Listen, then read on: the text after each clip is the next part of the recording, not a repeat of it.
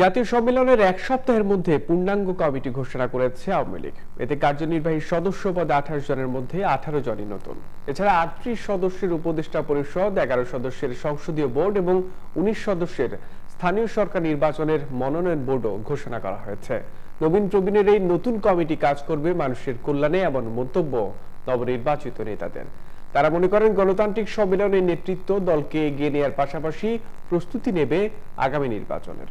মানিউল ইসলামের রিপোর্ট। বাংলাদেশ আওয়ামী লীগের নতুন পূর্ণাঙ্গ কমিটির তালিকা জানতে ধানমন্ডিতে দলের সভাপতির কার্যালয়ে নেতাকর্মীদের এমন ভিড়। প্রকাশিত তালিকায় পুরনোদের পাশাপাশি স্থান পেয়েছেন নতুনরাও। কেন্দ্রীয় কার্যনির্বাহী সংসদের পাশাপাশি পরিবর্তন এসেছে সম্পাদক মণ্ডলী, নির্বাচনী মনোনয়ন বোর্ড সহ সদস্য পদেও। নবগঠিত এই কমিটি কাজ করবে আগামী জাতীয় নির্বাচন সহ নানা রাজনৈতিক প্রেক্ষাপটে, এমনটাই প্রত্যাশা দলীয় নেতাদের। দীর্ঘদিনের পরীক্ষিত দলের অত্যন্ত পরীক্ষিত এবং অত্যন্ত যোগ্যতা সম্পন্ন ব্যক্তিত্ব জনাব ওবায়দুল কাদের সাধারণ সম্পাদক হিসেবে আসছেন। আরও অনেক নতুন মুখ এসেছে, এটা অবশ্যই খুবই পজিটিভ সাইন।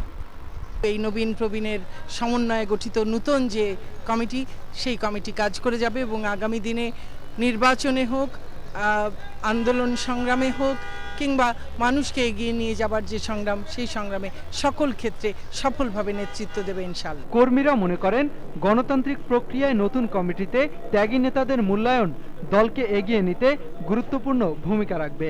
এই কমিটি অতীতে যেভাবে সামনে থেকে নেতৃত্ব দিচ্ছে, এখনও যারা এসেছেন তারা যেহেতু পরীক্ষিত রাজপথের, অবশ্যই তারা লড়াই আন্দোলনের সামনে থেকে নেতৃত্ব দেবে। এই নেতৃত্বের মাধ্যমে বঙ্গবন্ধু যে স্বপ্ন সোনার বাংলাদেশ গড়ার এবং শেখ হাসিনা যিনি বাস্তবায়নের কারিগর, এটা মনে হয় 100% আমরা বাস্তবায়ন করতে পারবো বলে আশা করতেছি। কর্মী বান্ধব হিসাবে তারা ভবিষ্যতে আওয়ামী লীগকে আরও জনগণের কাতারে নিয়ে যেতে পারবে। নেতা কর্মীরা সহজেই নেতাদের কাছাকাছি যেতে পারবেন। আমার মনে হয় না এবার কোনো হাইব্রিড বা যারা যোগ্যতা রাখে না তারা আসবে। দুর্নীতিমুক্ত একটি উন্নত রাষ্ট্র গঠনে কমিটির সদস্যরা যথাযথ কাজ করবেন বলেও আশাবাদ সবার।